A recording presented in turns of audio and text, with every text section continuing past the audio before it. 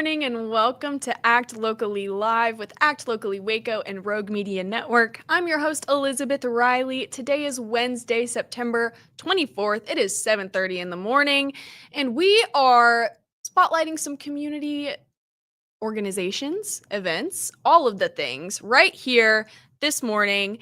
First and foremost, I need to shout out this beautiful artwork behind me from Russell Campbell out of Waco. You can find him on Instagram at rustone.art. All of this art was so graciously gifted to us and it is for sale. So if you are interested, you can contact the artist directly or you can message us on Instagram, Facebook, or now TikTok at Act Locally Waco. We also have a website, actlocallywaco.org, and where you can read some of my work on the Act Locally Waco blog, which is probably a bit more informative and coherent than this early morning rambling, but you go read it, double check me, and we'll see. I also do a show at the Zach Owen with Zach Owen at the Backyard Bar Stage and Grill every single morning, where I bring you Music City news and some more Act Locally Waco segments. And you can also find me on the Ann Harder Show. So, with all that being said, there is some headlines to get into, right? Oklahoma State has fired head coach Mike Gundy. Gundy has spent more than 30 years at Oklahoma State, including his time as a player and a coach.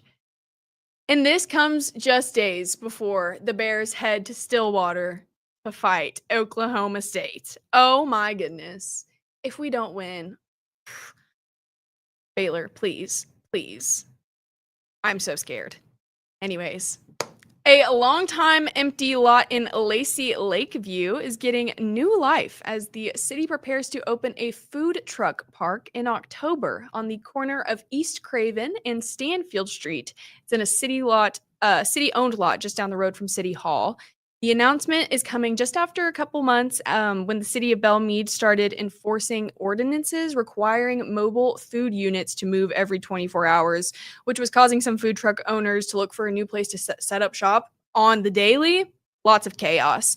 So the city said that this plan was already in works before Belmead's decision, and now it's just going to give them a space to go to, a little sanctuary, a food truck sanctuary. I'm excited. I'm all about that. Waco is a huge food truck scene, and it's just continuing to grow. So if you didn't know, McLennan County Voter Talks has been hosting September Voter School on property taxes. Property taxes are the main way that we fund local services like public schools, police, fire protection, roads, all of the things, all of the city and county operations. 7 out of the 14 proposed changes to the Texas Constitution will be on the ballot in November, and they have to do with property taxes. But how do they really work? How will they affect us? Voters need to know this information. So last Tuesday, McLennan County Voter Talks covered everything you need to know about the property tax system. And then yesterday, they brought in conversation leader Randy Riggs, a McLennan County tax assessor and collector, to explain what the property tax positions on the November ballot mean to us as McLennan County residents. If you don't know about McLennan County Voter Talks, they just want to grow a more positive, productive civic engagement and also a more well-informed voter base in McLennan County. And they just offer regular opportunities for nonpartisan community members to start conversations about the issues that affect Waco and the greater McLennan County area. They have a newsletter called The Flashlight, and they use that to shine a light on how Texas legislature affects our community. And they just keep us up to date on opportunities to participate in fun, friendly conversations about important issues. You know what? I'm all about having hard conversations, which is what we do here. It's also what I do at the pub with my friends. You best believe that we are getting into AI and monopolies and all of the things over the table over a few years. We really feel like we are having the presidential debate right there. But one of the main topics of conversation that I want to get into today was actually brought to my attention from a viewer on TikTok. Shout out, go follow us, Act Locally Waco. She DM'd us asking to hear some opinions on the Baylor policy that was issued in May called the Animals on Campus policy that technically prohibits the feeding of any cats on Baylor University campus property. If you know anything about me, if you watch the Zach Owen show live, you know that there are stray cats over there at the backyard. I take care of those babies, at least one in particular. I've named him Eddie. He chose me. If any of you know how the cat distribution system works, no matter what Kevin and Zach say, I didn't start feeding him first. He chose me, and then I started feeding him. That's how that works, okay? Cats have boundaries, and if you walk outside, they all scatter. They have to choose. Anyways, I'm there. I'm feeding all of the cats. Why? Because I have the means, and I'm there every morning. So I do it. And I love them. And it makes me happy. But this new policy is now changing things for Baylor's campus, which, hey, the cat culture there, strong. There was also a recent altercation on Baylor's campus last Friday that was regarding the community cat colonies. And we are going to get so much more into this. I've read through all of the policies. I've read through all of the city municipal codes. We're going to get into it after a quick commercial break. So I'll see y'all after this.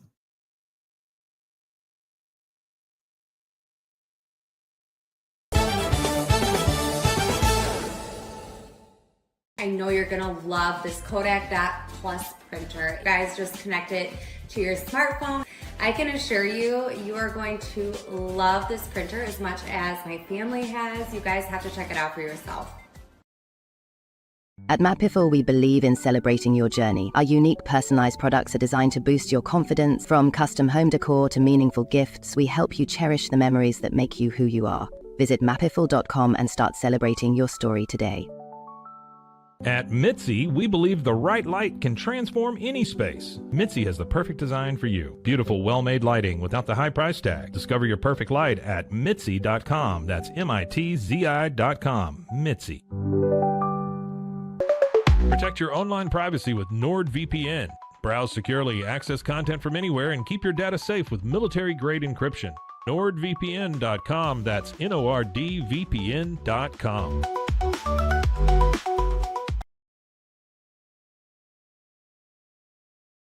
It's the Restore Clarity Focus Patch, my little secret weapon for staying sharp, focused, and on task. Each box comes with simple instructions inside, so you always know exactly how to apply it. Each patch lasts for 3 days. I love that I can wear it all day. Samsonite is the world leader in durable, high-quality luggage and travel accessories. Travel with Samsonite and pack confidence every step of the way. Shop now at shop.samsonite.com. Samsonite. Tervis is all about staying hydrated. Each product is built to last and comes in endless designs to match your personality. Stay refreshed and express yourself with Tervis. Visit tervis.com today and find your perfect tumbler. Our professionals are not only experts in managing urgent concerns, but also in providing top-notch preventative health care. We're proud to connect pet owners to a vast network of licensed veterinary professionals, ready to address any immediate concerns. Book your first appointment today. Welcome back to Act Locally Live. I'm your host, Elizabeth Riley with Act Locally Waco and Rogue Media Network. We are live from the top of the Alico building, 7:40 in the morning on this beautiful Wednesday, September 24th. And like I was saying before the break, one of the main topics of conversation that I want to get into is the new Animals on Campus policy that was released by Baylor in May. And it technically prohibits the feeding of any cats on BU's campus property. So Baylor originally issued the Animals on Campus policy in December of 2009, and it was last revised in June of 2023, with the content being pushed, publicized, promoted this past May. Weird timeline, but we're following. The purpose of this policy, as stated in the document, is to address the health and safety concerns animals pose to campus community, such as allergies, disruptions, injuries, disease transmission, and damage to property. Understandable. Most of this publication addresses service animals on campuses and in classrooms and pets in the dorms, or information about what to do in case of running into a wild animal on campus. However, Page 6 is where it gets sticky. From the Baylor policy, it states, wild animals such as raccoons, skunks, squirrels, foxes, coyotes, armadillos, snakes, and bats can occasionally be found on campus. We do live in Texas. Due to the potential for disease transmission, it is strongly recommended to not to attempt to feed or interact with wild animals on campus. If you are at Baylor University getting a college education, I would sure hope you know that. If an animal is trapped, injured, or poses a threat, you should contact the Environmental Health and Safety Office, who is supposedly responsible for enforcing this whole policy during their business hours, or you can contact Baylor PD after hours.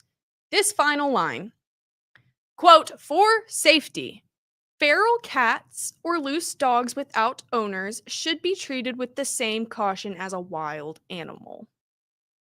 Okay. All right. In this newly released policy, Baylor fails completely to mention the already established cat community colonies on campus. They are not defined in the top section where you have like service animals and what this, like, they have terms defined. Cat colony communities are not defined, nor do they establish any sort of form of protection for their current daily habits. And if those protections in those current daily habits are still existing, they are not mentioned. They are not mentioned. And it gets stickier when I mentioned about what happened last week on campus, but I want to finish addressing this policy update. At the top of the document, there are other documents listed for resource information, such as like the Americans with Disabilities Act, the Health and Safety Code protecting food, drug, alcohol, and hazardous materials, places where Baylor would be getting their information to form the rules on which this policy states. Okay, what's legal, what's not, how are we protecting people, etc. However, as somebody who spent 4 years making so many research essays, you should have checked the fact that 4 out of 7 of your links don't work. What? Hey, they're taken down. And you know what? Our current government administration is going through some crazy U-hauling. So if those have been taken down, obviously not Baylor's fault. However, update your stuff so that people can check you, because then you're just kind of, where are you getting this? Where are you getting this from? Huh? The one that does work isn't even slightly applicable. The Health and Safety Code protecting food, drug, alcohol, and hazardous materials. Yeah, read through that. States nothing on feeding stray animals or the dangers of leaving pet food out in public at all. So I read through, personally, the City of Waco's municipal codes, specifically Chapter 5 on animals. And guess what? This document defines community cats. Here's the definition. A community cat is a free-roaming cat, regardless of socialization or social ability, cared for by one or more known or unknown residents of the immediate area. Regardless of socialization or social ability. So, whether they are feral or not, they are protected by the City of Waco's municipal codes. The other links at the top of Baylor's policy, the Texas Association of Counties Animal Control Handbook, unavailable, doesn't work, can't read it. The Rehabilitation Act of 1973, unavailable, can't read it. The Waco Animal Safety and Ordinances information, unavailable, can't read it. I simply don't see how, why, where Baylor can morally, ethically, and legally ask people to stop caring for the community cats when they are recognized as legal entities within our city's municipalities. In fact, from Chapter 5 Animals, under Section 129, Negligent Care, it says that it is unlawful for any person to fail, refuse, or neglect to provide any animal in their charge or custody as owner or otherwise with proper food, drink, shade, adequate shelter, or veterinary care as may be necessary for diseased or injured animals. So, Baylor, telling people who care for these community cats, because mind you, the definition of a community cat, one or more known or unknown residents in the immediate area, to not care for them is negligent. It is negligent straight from the City of Waco's municipal codes. Okay. This is where it gets even stickier. Animal advocates claim that Baylor is trapping campus cats after discovering pest control traps near feeding areas, but the university is denying the claims. The incident began Friday evening when Jan Price, a volunteer with the Animal Birth Control Clinic of Waco, arrived to feed these cats at one of the several colonies that she regularly visits. And instead of being greeted by all of the cats, she found something else. There was a pest control worker there, and she says that he allegedly told her that Baylor had hired his company to trap and relocate all the feral cats on campus. Price had recorded parts of this interaction with the worker, and he refused to specify where these cats would be taken, only that they would be relocated. Okay. Yet again, Baylor is disputing the allegations, and they released a statement saying that no pest control provider was called to trap cats, and instead the provider was ordered to check on traps set earlier for skunks, raccoons, and other wild animals. Okay, sure. Those animals could have caused tons of damage, but community cats are a part of the ecosystem here at Baylor, and they have all been, trapped, neutered, returned. They've been clipped their ears have been clipped. They've received all their vaccinations. So relocating them to an unfamiliar environment with people who do not care for them is negligent. It is illegal and inhumane. So, you know what? We're going to continue this conversation right after this break. I'll see you soon. Samsonite is the world leader in durable, high-quality luggage and travel accessories. Travel with Samsonite and pack confidence every step of the way. Shop now at shop.samsonite.com. Samsonite.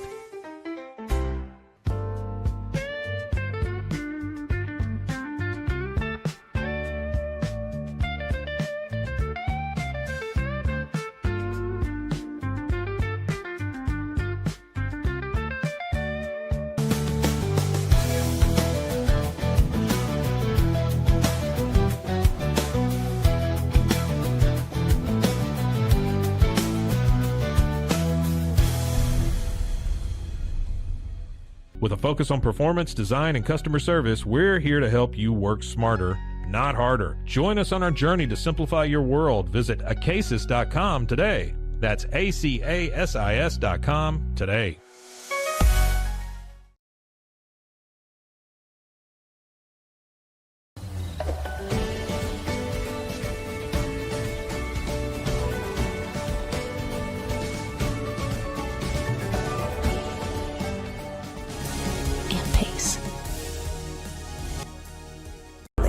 But boy, it looked effortless. Man, watch this. Layups, floaters, threes. He was like an unsolvable equation. I was born like this. His resilience, his strength, his belief, adversity never stood a chance. Know your power. Apollo Neuro is a new kind of wearable that helps your body recover from stress, that helps you calm down and feel better. You sleep better, and you can get back to being yourself. Learn more at apolloneuro.com. Send money abroad in just a few steps with Remitly. Sign up with your email, enter an amount, choose how your loved ones receive the money, enter your recipient's information, select a payment method, hit send, and relax. Download the Remitly app today.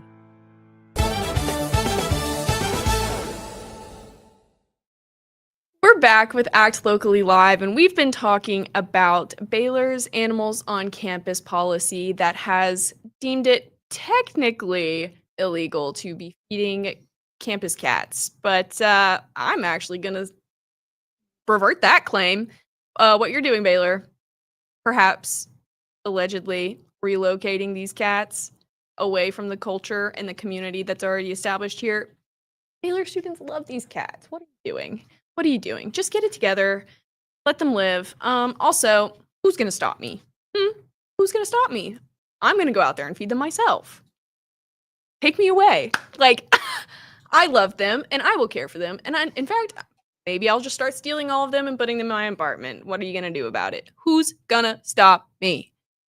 Well, every Friday, I get the opportunity to share a bunch of pets that are available for adoption from our local shelter here in Waco, so you don't have to go picking up stray feral cats off the street like I do. But Pet Circle has done so much for stray animals in our community, and they just recently celebrated their birthday. So we have some clips to share introducing you to Pet Circle, also some clips from their birthday celebration, and just the expansion that they are currently undergoing. So as you watch, please remember that Pet Circle is currently at 138% capacity. 138% capacity. They genuinely and desperately need your help volunteering, fostering, or adopting. So go check out these amazing, beautiful babies. Adopt, don't shop. Take care of the animals in our community. They matter. They are a part of our ecosystem and our culture just as much as we are. Okay. Enjoy. See y'all later. Welcome to Pet Circle Waco, where every pet deserves a second chance. As a division of City of Waco Animal Services, Pet Circle provides shelter, medical care, and loving homes for homeless animals in McLennan County.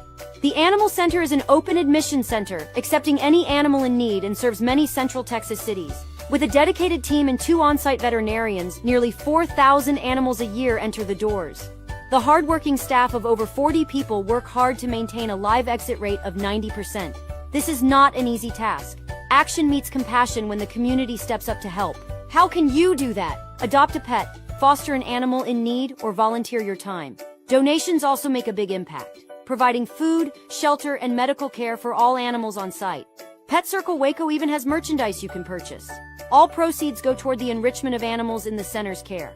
Of course, adoption is the ultimate goal, but fostering is very important as it gives the center the breathing room and valuable space to save more lives. If you choose to be a foster, you are given the support and supplies to be successful. Being a volunteer is what gets the animals ready to find a loving home. Pet Circle has many volunteer programs that could be a perfect fit for you, like taking a dog on a bark break and getting them out of the center for walks. Come visit us off the Circle in Waco at 2032 Circle Road, say hi to Chance, our center mascot, and visit our amazing animals on site. Support Pet Circle Waco. Visit the website at petcirclewaco.org for all the information.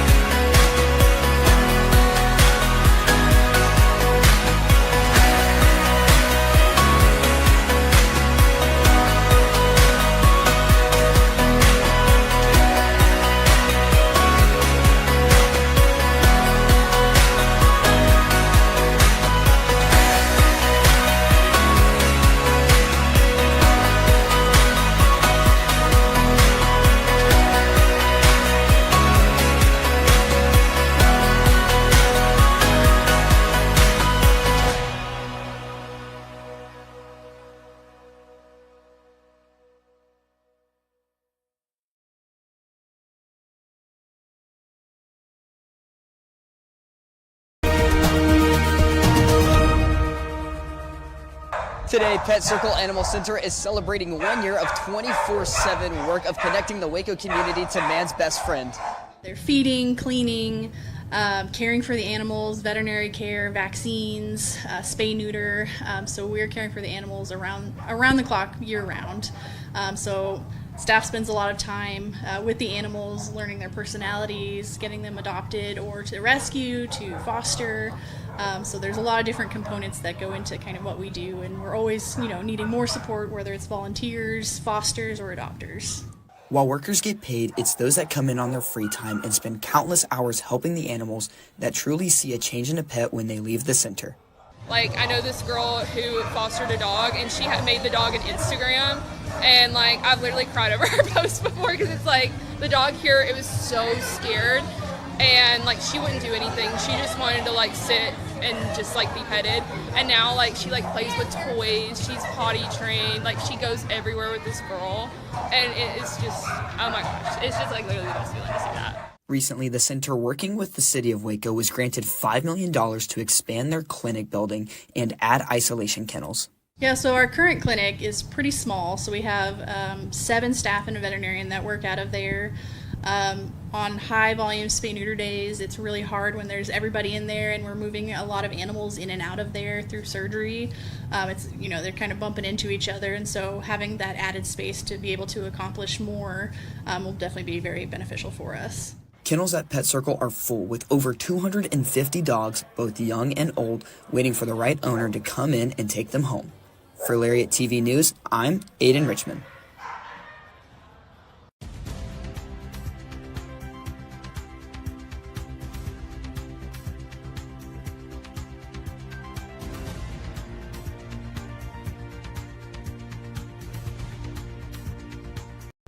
Waco's animal shelter is expanding to make sure another virus doesn't shut down the facility.